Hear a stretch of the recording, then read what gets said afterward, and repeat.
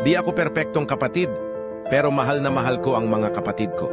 Sana mag-ingat kayo palagi. Minsan, kahit may tampuhan o di pagkakaintindihan, hindi nawawala yung pagmamahal.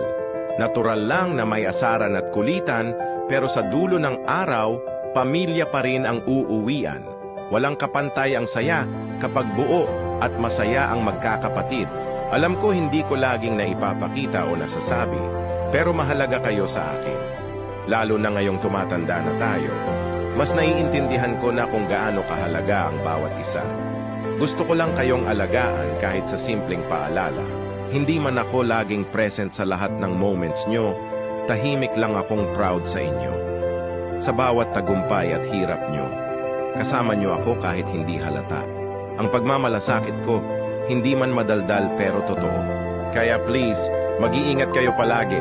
Sa panahon ngayon, health and safety dapat ang inuuna. Walang mas mahalaga kundi ang kaligtasan ng mga taong mahal natin. Sa lahat ng may kapatid, yakapin nyo sila habang may pagkakataon pa. Sabi nga nila, hindi natin alam kung kailan ang huling beses na makakasama sila. Gawin nating makabuluhan bawat sandali.